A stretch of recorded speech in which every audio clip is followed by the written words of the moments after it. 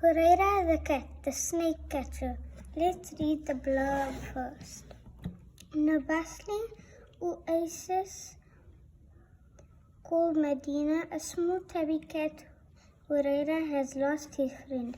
The lonely Hurayra sets out to find him and is soon bounding above the market, scaling the mosque wall and asking his friend Kaswa the camel for help. After searching high and low, Hurayra decides to wait in the mosque beside a man resting on the ground. But with the appearance of a sneaky snake, the man's nap threatens to turn into a nightmare. It is up to Hurayra to protect the man in peril.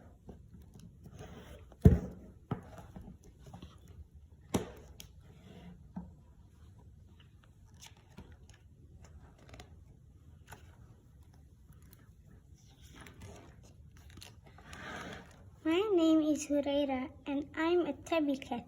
I live in Medina, a bustling oasis in the desert. It is a nice place and home to the Prophet. I am an orphan. I don't have an Ummi or Abu, but I can fend for myself. I run fast, jump far, and I know all the best hiding places. One day, like any other, I woke up hungry. I rolled over on the sand, stood up and stretched my legs.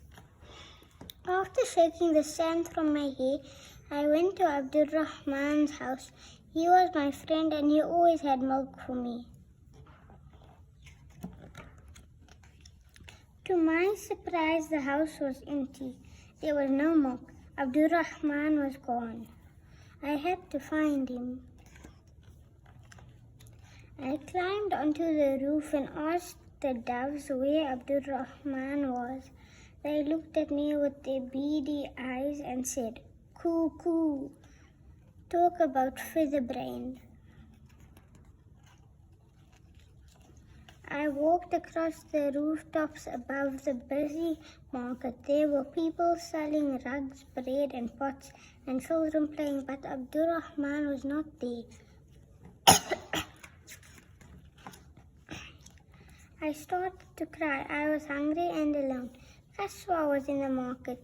She was my best friend. "Don't cry, Hurayra, I'll help you," she said. I stood on a hump and looked for Abdul Rahman. Where was he hiding? My hump isn't high enough. Go to the mosque and see if he is inside, Kaswa said. I scrambled up a wall and leaped onto the mosque roof. I sat down and tried to spot Abdul Rahman. Then a loud shout boomed out from behind me.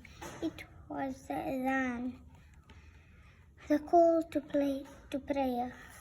The voice was so loud that everyone in Medina could hear it. Soon people were gathering at the mosque to pray.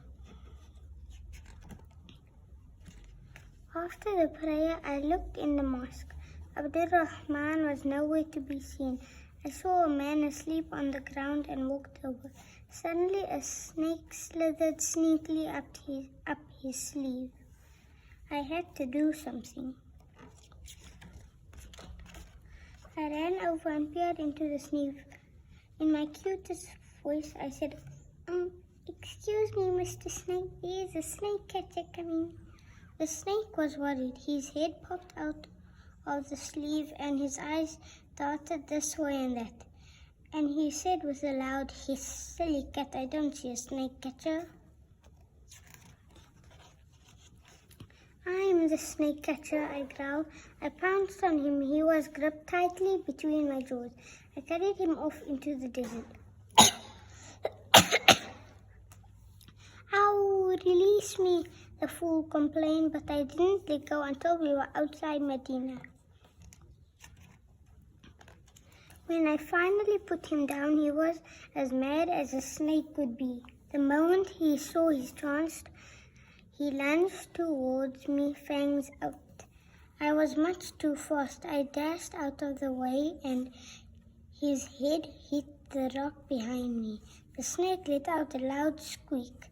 The silly serpent went slithering off into the sands, complaining of a headache. Wait until Kaswa hears about this, I laughed. I made my way back to the mosque. Abdurrahman was there. He was surrounded by a group of people. They were talking about what I had done. A man from the group picked me up and petted me. He shouted, "Hooray for Hurayra and his Abu." At last I had an Abu. The end.